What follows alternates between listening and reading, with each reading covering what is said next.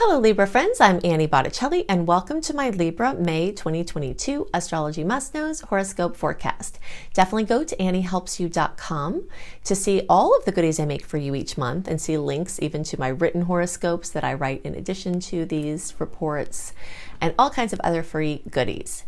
If you forget that address by the time the video is done, you can, if you're watching on YouTube, you can click on the little more button with the arrow in the bottom right of the video to reveal the notes, and the links will be in there. And if you are one of my podcast listeners, the Astro Kisses syndicated podcast, then you can look in the notes underneath the podcast to find the links to access more goodies. Okay, and let's see what else. Oh, well, I'm celebrating. This week, I crossed over 100,000 subscribers on YouTube. And so I wanted to thank you all for that. For some of you have been with me for the decade that I've been doing horoscopes. Some of you are more new to my work, but I'm very excited and honored to be able to help you and be a guide through all of the crazy things that go on to help you with your empowerment process. And thank you so much for your support. This is for you if Libra is your sun sign, your moon sign, your rising sign, or any other Libra placement you watch for. If you go deep into your chart, if you're an astrology zealot like me, then any Libra placement you have, this is going to give you information that's part of your astrological picture. If you are a very late degree Libra, so if your birthday is like October 15th through the rest of the sign, or like around 23 degrees or so through the rest of the sign, then I suggest you also listen to or watch my Scorpio reports, because you very late degree people can benefit from the information in both. May 2022 is a time when we are in the heat of eclipse season. We've got retrograde energies coming through again, a whole bunch of really powerful aspects, and we have Jupiter going into Aries. So we're going to go into all of that. But the first big must know before we do is that once again this month we have almost double the sweet aspects compared to the salty ones. The salty ones are where the planets are not getting along. The sweet ones are where they are speaking each other's language, and we definitely will feel that harmony superseding in the starry connections. Okay, now that doesn't always mean that every individual will feel all of those, because sometimes we have something going on in our personal chart that supersedes, feeling the strength of the general transits, and it's very, very individual. Also can be put through all kinds of different filters, like each country has a chart and a karmic, filter. There are a lot of different layers that we experience the astrological energies through that get filtered through these different lenses. But it definitely, for most people, will help that we have so many sweet aspects, because those are just little bumps all throughout the month that can be a chance for something positive. The next big must know is that we have the tides turning back in. Okay, so March and April are times for pushing forward, for pushing the envelope, for, going to the nth degree and trying to get everything done and forcing if necessary, and, agreements and contracts and clarity and making plans. And especially for times when it's not in retrograde, or for March and April, when plans are easier to set and stick when we're not in the retrograde time. It's a time when you put your boat out to sea and the tide takes it out magically without you having to paddle against the tides. But now May, all of May, and the first half of June is a time when the tides are coming in. So if you set your boat afloat during May or first half of June, you're going to be paddling like crazy and you're still going to get pushed back to shore. So anything that would require the oomph of the tide going out, or that you're trying to get out as far and as wide as possible, that might not be the best time for those ventures. It's more of a time to deal with things closer to you, to deal with things right in your surroundings, and to deal with the things that come up and come to you. This is a time to leave yourself as unscheduled as possible, first of all, because most of those plans are going to get called into question, and some of them are not going to happen. And it can be very stressful not knowing, and then having other people relying on you, or them canceling plans, or you having to. So the more you can put things in pencil and just know amongst yourselves, like, hey, I'm saying we might do this, but it's a true might and not a definite, you're going to bring a lot of relief to you in preventing stress and making it easier when you do have to change those plans, or making your expectations be different when someone else winds up changing their plans with you.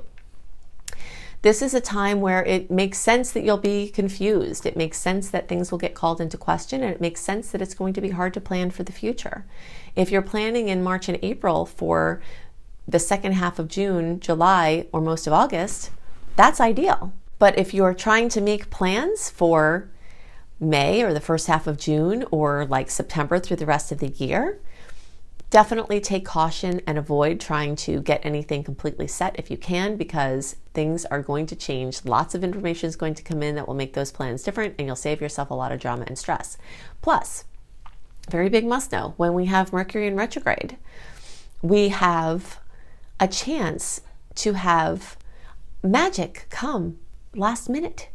So a last minute invite, a last minute opportunity. And the more you have yourself unscheduled, the more you can say yes when those things show up, and they will show up.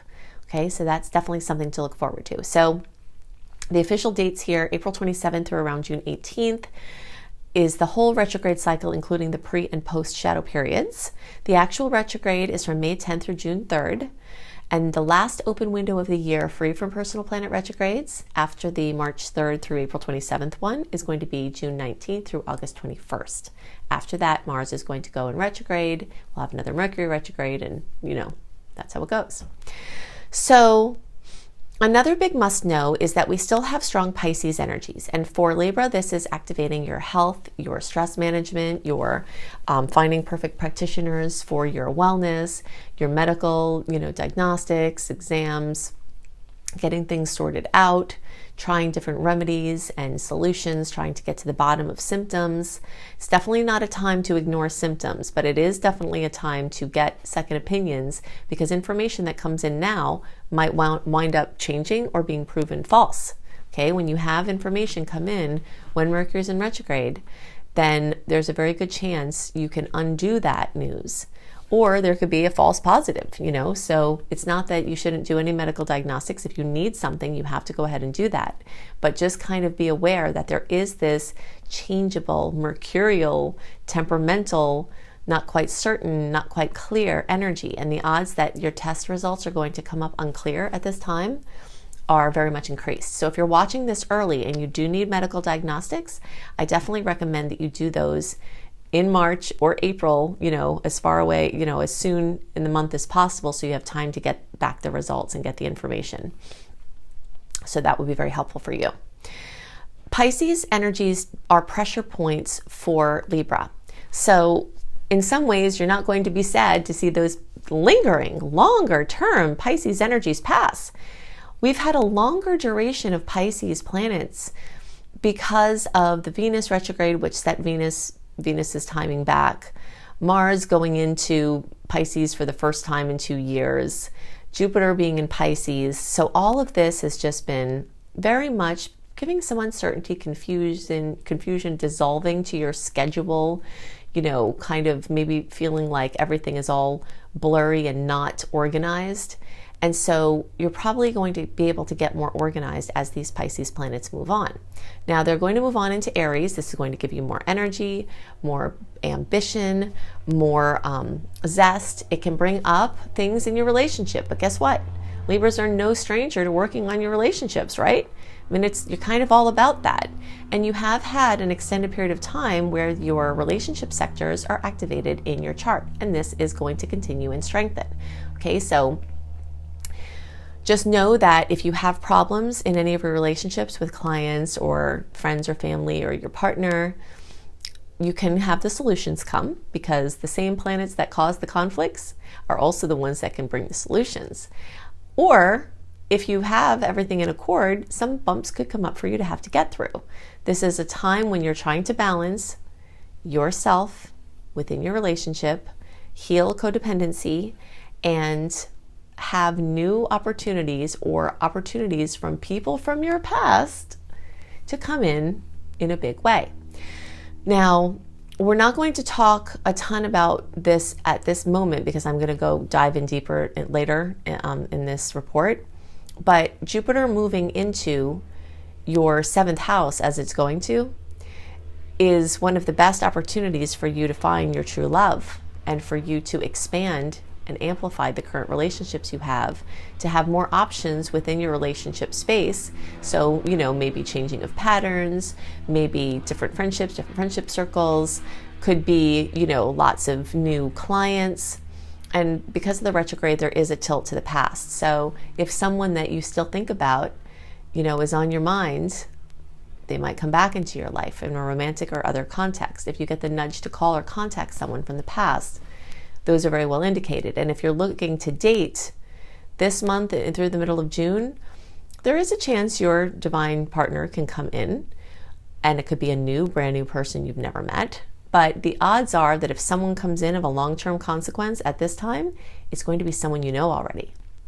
And this is kind of tricky, and I'll just share a very quick story about my husband and I. My husband and I have been together for over a decade, and when we first met, the stars, Mercury was not in retrograde, and I didn't think about him in a romantic context at the time that I met him. But then I re-met him, but forgot that I had met him. And so he came in a retrograde. And so I thought, oh dear, I'm pretty sure this guy is the one, right? But here it is in Mercury retrograde. So I'm going to have to go with my gut. And it's a good thing I did. I did do that and didn't dismiss him just because it was Mercury retrograde, because a couple of weeks into our relationship, we realized, hey, we met already. And we've seen each other around besides having just met, prior. So Mercury brought this person back to me in the retrograde in a different context than I knew him before. And there are ways that can happen when we have this energy where Jupiter in the relationship sector is prevalent and when the retrograde is prevalent. So just kind of keep that story in mind as you walk through this time, because people of consequence, POCs as I like to call them, may very well be coming in, and you don't want to dismiss anybody, but you do want to understand the energies that are happening. Okay, so let's talk about the eclipse now. The eclipse is going to be at 25 degrees of Scorpio on May 16th. It's a lunar eclipse. We do have a solar eclipse on April 30th. I also talk about that in the April report and where that's going to hit for you. But this one is in your money sector. Okay, so changes to your finances, new streams of income, ending of old streams of income, ending of different patterns of money consciousness, all of those things are up and ripe to be shifted. Also, because it is in the sign of Scorpio, changes to your relationships, endings of chapters, endings of patterns within relationship, things having to do with shared money or shared resources or shuffling around of money or resources can definitely come up in a big way. Now, for all Libra placements, I suggest you watch my Eclipses in Scorpio video. I've done whole detailed videos on these placements, and I'm not going to go into all the details now because I've already covered that somewhere and we have other things to talk about. But if you search for Annie Botticelli, Eclipses in Scorpio on YouTube, or look on the Eclipse playlist on my homepage on YouTube, you will find it, and definitely watch it because I list all the different ways that I've seen these eclipses manifest over the years I've been tracking them. I also suggest that all Libras watch Eclipses in Taurus or the second house. So search for Annie Botticelli, Eclipses in Taurus in a YouTube search. And that is going to show you the house from the whole house perspective. All of you will have that in your money sector.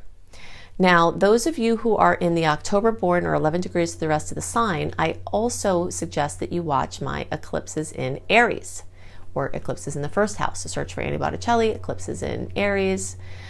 And you all, October born or 11 degrees to the rest of the sign, are going to pick up more pieces there, because from the Placidus chart perspective, the later you are in the Libra sign, the more of a chance this is actually going to hit in your first house. But that doesn't mean it can't also have second house energies from your whole house perspective. It's additive. When we look at these different layers, it's increasing the layers of potential. It's not negating the other information, okay? So those three will have you covered very well. And then watch the April report to get covered for that Taurus report to see what kinds of changes you can see there. Okay, so now let's talk about Jupiter. All right, we've got a couple of amazing Jupiter aspects, and Jupiter's moving into Aries. So We still have energy from this Jupiter-Neptune conjunction, very rare aspect. The last time they were conjunct in Pisces was 1856. So yeah, that's a long time. I made a separate video on this, so search for Annie Botticelli, Jupiter-Neptune conjunction, so you can see what you might see from that. But it's just important to know that March, April, May, we are in the effects of that very profound transit. And it is important to track this because we've had a crap storm of negative, difficult, challenging outer planet connections over these last couple of years, right? I know y'all are feeling me, right? And they're still going on. We still are in the Saturn-Uranus square. If you haven't watched that video of mine, definitely do that because it's talking about a lot of things that are very current and current events before they even happened, were things that I referred to, and now they're going on. So, you know, we're in that, and it's challenging. But this is one that can have challenges, but it has so many positive manifestation potentials. Then we add to it. Okay, so basically that's the strongest April 8th through 12th, but now here in May, we are still feeling effects from that. Then Jupiter sextile Pluto is very strong, the strongest May 1st through 5th. So right here at the beginning of the month, but really April, May, and June, we're in this beautiful outer planet connection. It's not as rare for Jupiter to make a 60-degree angle with Pluto, but it is more rare for Jupiter in Pisces to make this angle with Pluto in Capricorn. Okay, so in the video I go into details. Before the most recent ones, it wasn't like till the 1700s, or it was the 1700s that we had that aspect happen. So that's a very good one, and that definitely has a lot of positive potentials. Okay, so now let's talk about Jupiter in Aries. First, I'm going to give you a time frame for when Jupiter is going to be in Aries, and then we'll talk about what Jupiter in the 7th house will look like as potentials for you all over this time frame. It's basically going to last a year, from May of this year to May of 2023, essentially. We are going to have a little dip back into the last couple of degrees of Pisces, but it won't ever be far enough away from Aries to lose the influence there as well. So May 11th through October 28th, we have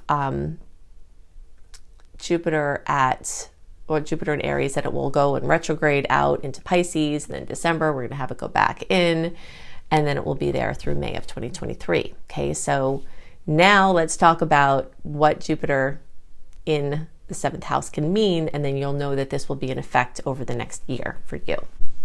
Okay, so when we are looking at how Jupiter moving through the 7th house or Libra can manifest, we use our trusty old equations, right? We add anything from the Jupiter rules or the Jupiter key points and add them to the energy of the 7th house or Libra, and that is a possible way that things can manifest.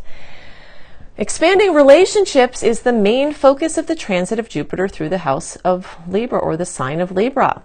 So the odds of great relationships, the romantic, business, friendships, client connections coming in now are very, very enhanced. Luck, benevolence and protection, amplification, addition, increase, even excess, changes in your philosophy. Going for your big relationship goals is a really good idea now. Now, as much as Jupiter can increase harmony and resolutions, it can also increase strife. First of all, if it's the wrong person for you, it could increase the drama so that you get out. Second of all, if the person is for you, you might have to get things to the surface to deal with them so that you can move on to the next level. So Jupiter tends to have an additive effect, okay? This is very, very important to know about Jupiter. So if you're looking for your romantic partner, your person that you want to be with, Jupiter now can help you find them. If you already have them, maybe you get engaged. If you're already engaged, maybe you get married. If you're already married, maybe you have kids, and not necessarily in this order.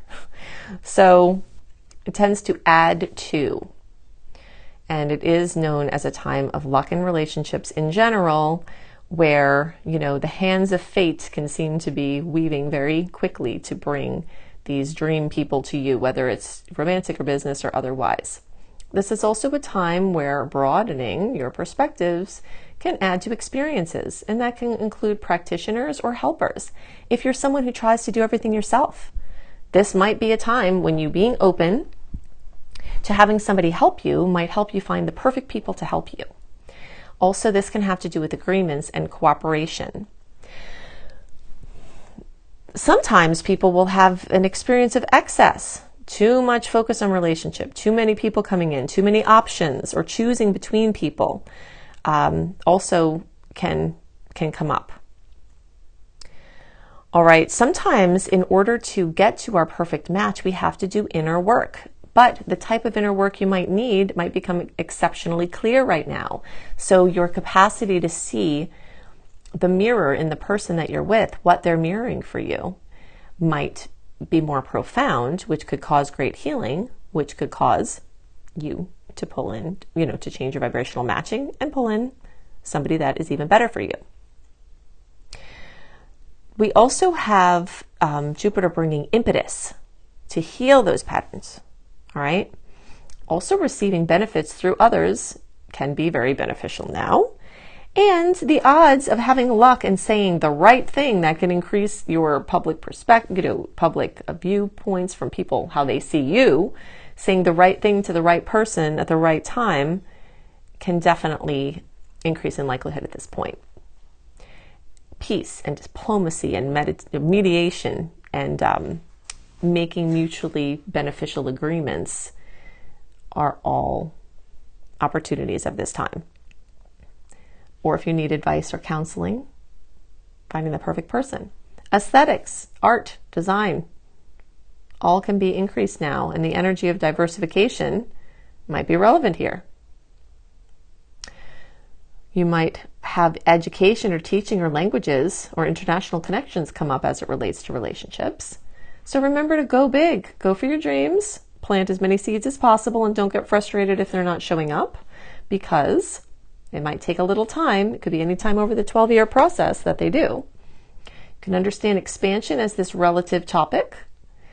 The energy of freedom wants to come to this space, so look for the ways that you can help to make that happen. Don't be surprised if weak links show up, and understand the profound effects of changing your perspective and how it can change your relationships in your life. Okay, so I've given you lots to work with to help you make the most of the energies this month and to help you understand the energetic patterns at work and play. And if you'd like more resources, I've got all of these here. You can additionally go to the little more button, the little arrow underneath the bottom right of the video. Click on that, and all of the links that I'm giving you here will be clickable, right?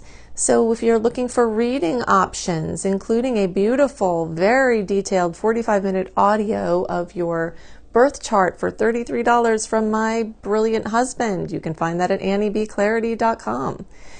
You can go to anniehelpsyou.com, sign up for my free email newsletter. This is where you can access running a free birth chart.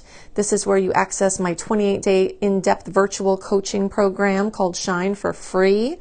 This is also where you'll find tons of blogs, and you get lots of other perks for being on my newsletter list. If you're looking for written horoscopes by me, always up a month early, you can go to cozybysweetstarlight.com. If you haven't seen this site, go to it. It is so beautiful.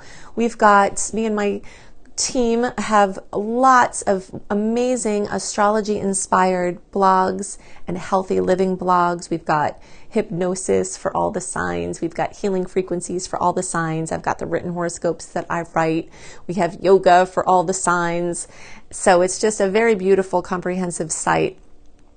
If you're looking for free courses on how to manifest money and wellness, you can go to lumlife.com, my school, Luminous Life Multiversity, LUMLIFE.